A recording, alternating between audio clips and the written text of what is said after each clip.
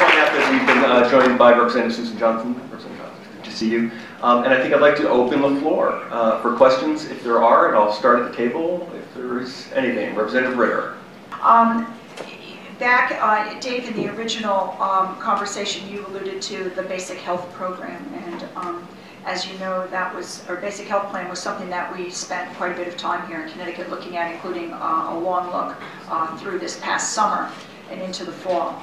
And eventually, as we sought clarification around the plan and how it could fit in, it became apparent that we weren't going to be getting clarification through the necessary rules from the federal government. So my question, it has three parts, and I'll go quickly through. First of all, in between, I guess, you and Christy, if you think this really is something that is an opportunity that could actually happen, and secondly, if so, if you're aware of any discussion concerning a change in structure from the way we might know it here, and it was the opportunity for the subsidies particularly that was appealing to us in our analysis, because this is a population that is very concerning to us.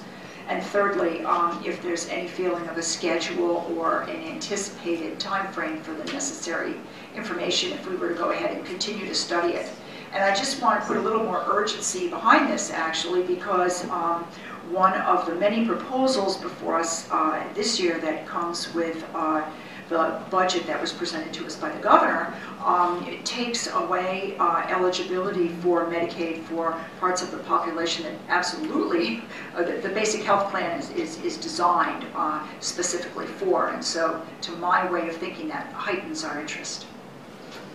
In terms of what are the options on the table, HHS did release a guidance that said, basic health is not on the table for the first year, but kind of opened the door to say to states, if you have some other ideas that are workable, they'd be open to them. And we've been spending a lot of time with states on, originally there was a thing called the bridge plan.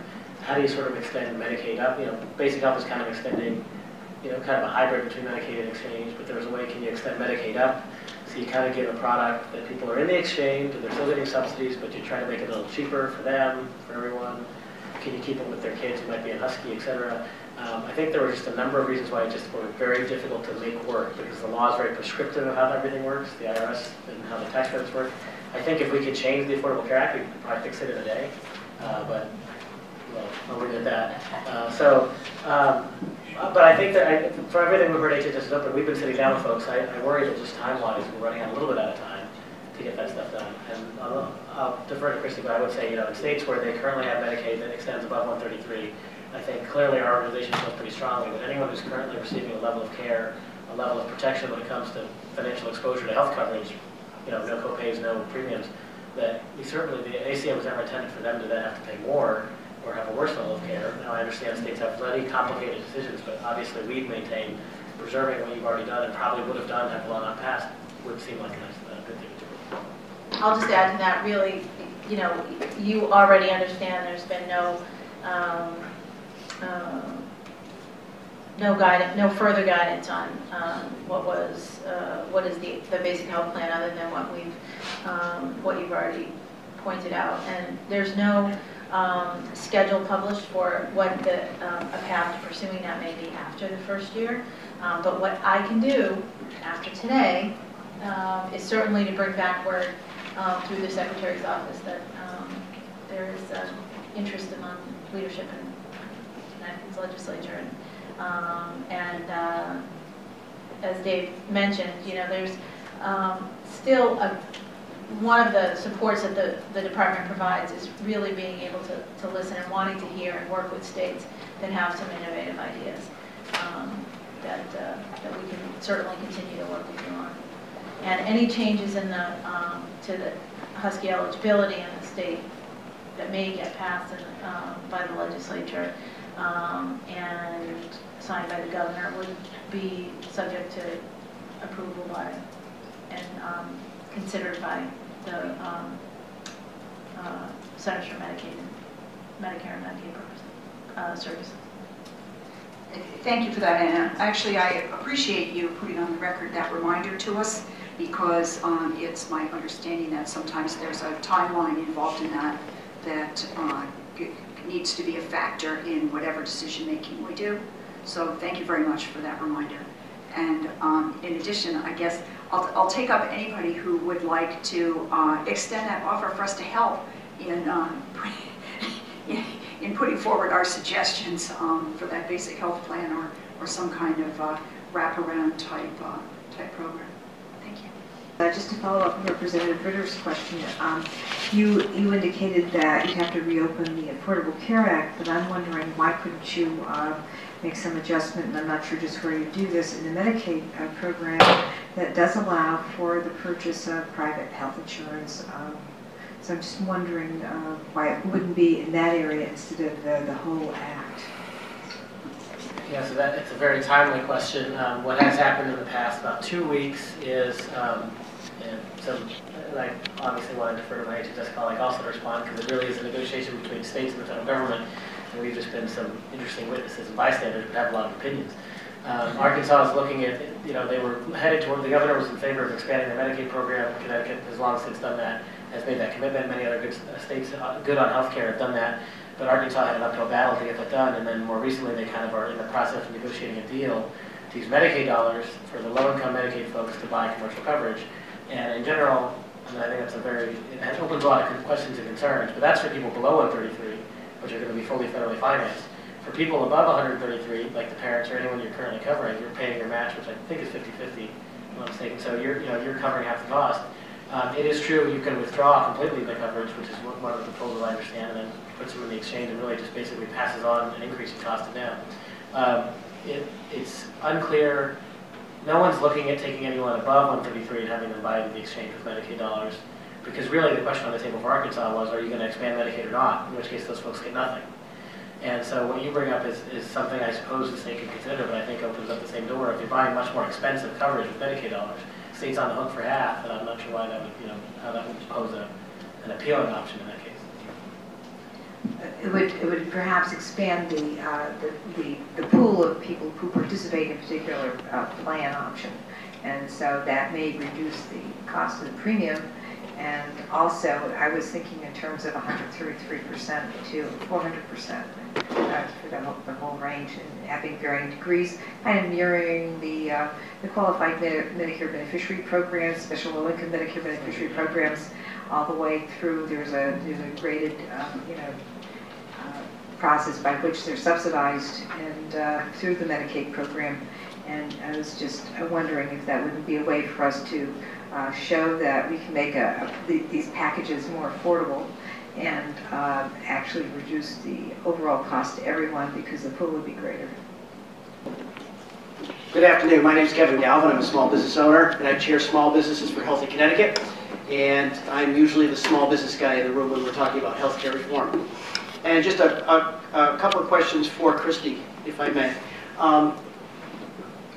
We've been actively involved in developing the criteria for the plan designs here at the state through a series of what was most recently ended 13 two-hour phone meetings of a dozen or so people. And I think one of the things that has come from the ACA here in Connecticut is a whole different level of collaboration that's occurring.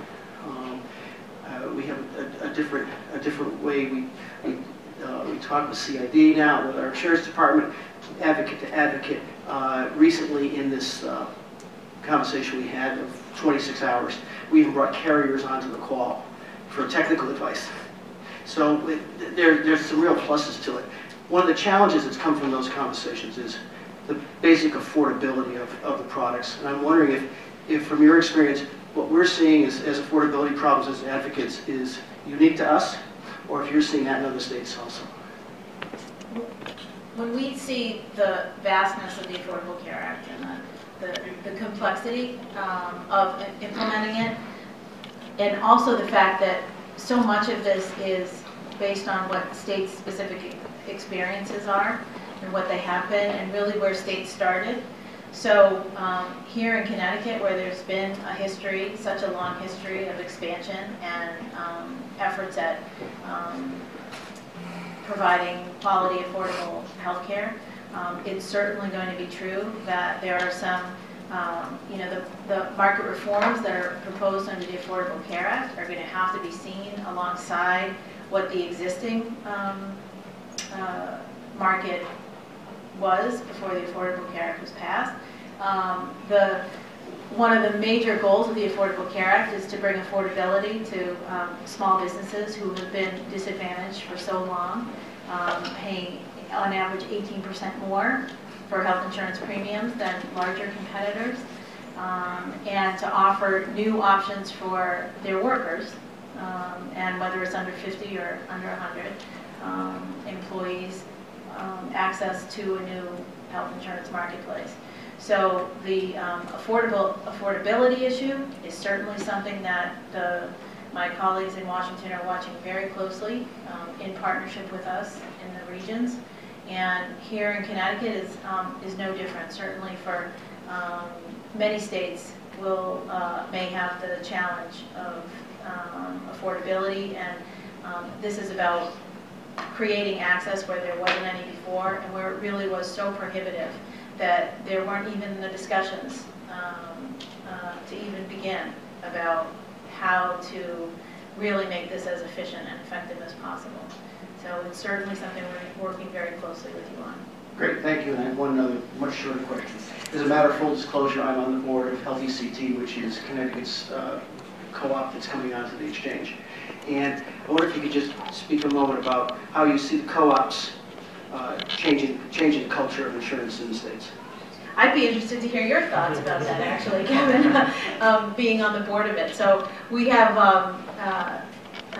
4 states in New England, I believe, that will have a co-op operating in it. And the insurance cooperatives are created under the consumer-oriented and operated plans were created under the Affordable Care Act. It's another new exciting piece of an insurance market. And I seriously would love to hear your thoughts about what you think the impact may be in Connecticut specifically. Well, to answer your question, I think from what we're seeing right now, for those of you who don't know, there's a co-op here in the state that was born from the Connecticut Medical Society. A group of doctors got together and saw a need for change. And it has been a very collaborative effort between advocates and the insurance wonky types and the docs.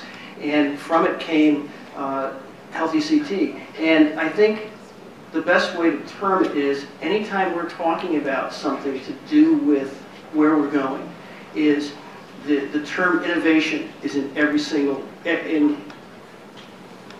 the term innovation is in every single conversation we have. So I think what's going to come out the tailpipe of Healthy CT are innovative products that hopefully we hope will bring competition to the market. I've heard a lot of discussion about, well, for years about network adequacy or inadequacy, and many of the problems that we've had particularly are existing in Medicaid networks, but also in the general world of insurance. And so while I was listening to that, I was thinking that I'm wondering if there's any sort of feeling that this network system or the need to have this network system is challenged in some respects by the Affordable Care Act. And I consider that, I'm optimistic about that because I'd like to see it replaced with something far more open-minded, I'll say, on the part of the insurance carriers. But also I then am concerned that if it could be challenged or so that it could disappear and in effect be replaced by something even more restrictive. And understanding that Connecticut's a small state, and so some of these networks often make little sense to the actual consumer and present, in some cases, huge problems when you're making your choices. For example, you're forced perhaps to make a decision between 2 networks, neither of which are actually adequate for that individual's needs. So I didn't know if there'd been thinking sort of around this, or it's viewed as perhaps a challenge to this network sort of system that, as I said, is in many cases very restrictive. You are right in that whether a state can hit the nail on the head in the first year of what are the appropriate standards for carriers, so that number 1, they're not overly burdened with meeting deadlines. Number 2, when people are covered in year 1, they're satisfied with it. They're going to have a lot of changes, including the requirement to have coverage, and now to pay for it, and we hope to make it affordable. But after getting through all that, if they then can't go see the providers they need, we have failed in every way. And at least if we can mitigate that and improve upon it each year, that'll be important. And one of the most important is monitoring access to providers, especially specialty providers, mental health providers, et cetera, and making sure that if we didn't get it right in year one, we're able to get it right in year two, how that standard should be. But I'll defer to Vicki to really talk about that. My understanding is that we haven't gotten to the point of developing this particular set of standards. We're using the URAC and the NCQA accreditations for those kind of providers. In terms of the additional Medicaid recipients that come in, there are standards in the Medicaid program that they will have to abide by. I, for one, as the healthcare advocate, in my healthcare advocate hat, will be very assertive in demanding that these standards are aggressive enough to assure that people have access to care. We will have to revisit it if it's not adequate, and I expect that we will develop adequate standards going out the door. So that kind of brings me to the second part of my question, which is just what the sort of plan B is when this does not work out. So you can see that I'm very optimistic about network adequacy.